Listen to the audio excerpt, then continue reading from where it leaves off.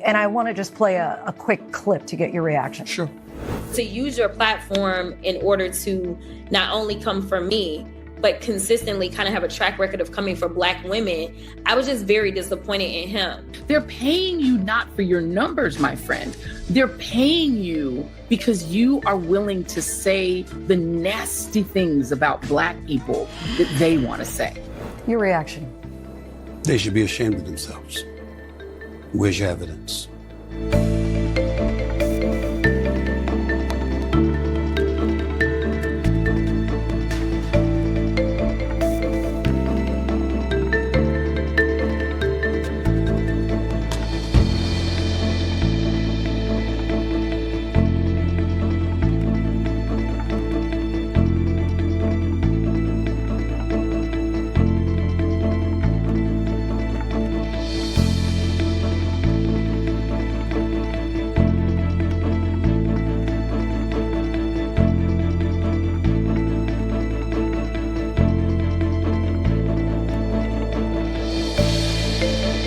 Crockett, you have apologized. Well, let me tell you what I apologized for. Trump followed up what I said by calling her low IQ and stuff like that, which I found appalling. I did feel that the situation was overblown. I was simply saying, is cursing the president out and calling him a piece of on national television or in front of a national audience going to help your constituency? I wanted to know the answer to that question. Because I want to know, are you trying to win? Because I'm thinking about you being a representative and ultimately pursuing a Senate seat. This is before she announced she was running for the Senate. Because I was envisioning her running for the Senate. And I'm saying in the state of Texas, a red state, is that going to work for you? Are you going to be able to pull that off? I genuinely was asking a question.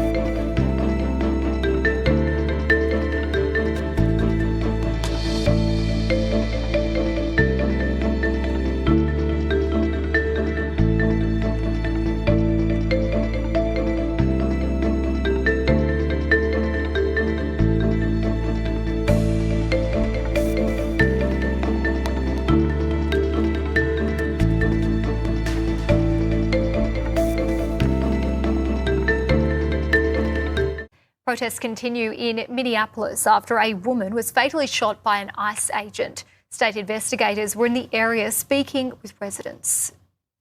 Minnesota investigators are going door to door in Minneapolis at the scene of last week's deadly shooting by an ICE agent. The State Bureau of Criminal Apprehension says it's collecting its own evidence after the FBI took charge of the investigation. The violence, the complete impunity with which these agents are operating, we need to make sure that these people are not masked. We need to make sure that there is real accountability in these in all of these investigations. It comes as DHS doubles down on defending the officer who fatally shot 37-year-old Renee Nicole Good, arguing he acted in self-defense. The agency says it's deploying more federal officers to Minnesota to protect other ICE agents. Was this done to be anti-government and to try to change the behavior of ICE? And if the answer is yes, then sure, that's domestic terrorism. But it's prompting criticism from some Democratic lawmakers that the administration is trying to, quote, cover up the shooting. Language the White House says could lead to more violence against federal officers. President Trump and the entire Trump administration stands firmly with the brave men and women of ICE. As the investigation continues, protesters gather outside a federal building in Minneapolis demanding accountability. The Trump administration says it's made more than 2,000 immigration arrests in Minnesota since the operation began last month.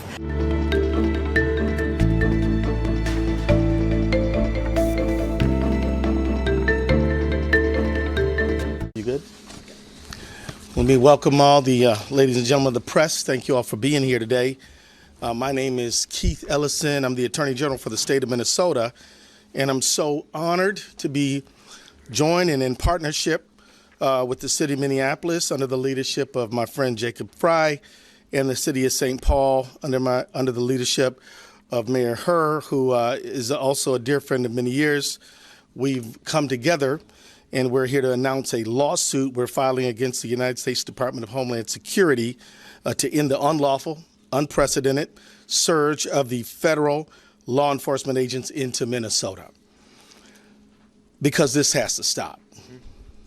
It just has to stop. We allege that the obvious targeting of Minnesota for our diversity, for our democracy, and our differences of opinion with the federal government is a violation of the Constitution and of federal law. We allege that the surge's reckless impact on our schools, on our local law enforcement, is a violation of the 10th Amendment and the sovereign laws and powers of the Constitution grants to states. We allege that DHS's use of excessive and lethal force, their warrantless, racist arrests, their targeting of our courts, our churches, houses of worship, and schools are a violation of the Administrative Procedures Act on arbitrary and capricious federal actions. And we ask that the courts will end the surge of thousands of DHS agents into Minnesota.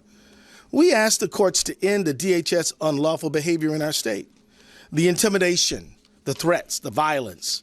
We ask the courts to end the tactics on our places of worship, our schools, our courts, our marketplaces, our hospitals, and even funeral homes. The deployment of thousands of armed, mass DHS agents to Minnesota has done our state serious harm. This is, in essence, a federal invasion of the Twin Cities and Minnesota, and it must stop. DHS agents have sown chaos and terror across the metropolitan area and in cities across the state of Minnesota. Schools have gone onto lockdown. Entire districts have had to cancel school for tens of thousands of students to ensure safety and offer online education because of the students and the parents' fear of coming into the school. Local businesses are struggling. Revenues are down. And some retail stores, daycares, and restaurants have actually closed because people are afraid to go out and to do their shopping, whether they're immigrants or whether they are citizens of many generations. This surge has made us less safe. Thousands of poorly trained, aggressive, and armed agents of the state, of the federal government, have rolled into our communities, overwhelmed our local police departments, and law enforcement agencies should be focused on our public safety, but instead, many are dealing with the aftermath of DHS agents' chaos and violence. I want to thank our law enforcement officers for doing a tremendous job under very difficult circumstances. Not the people, but the federal government.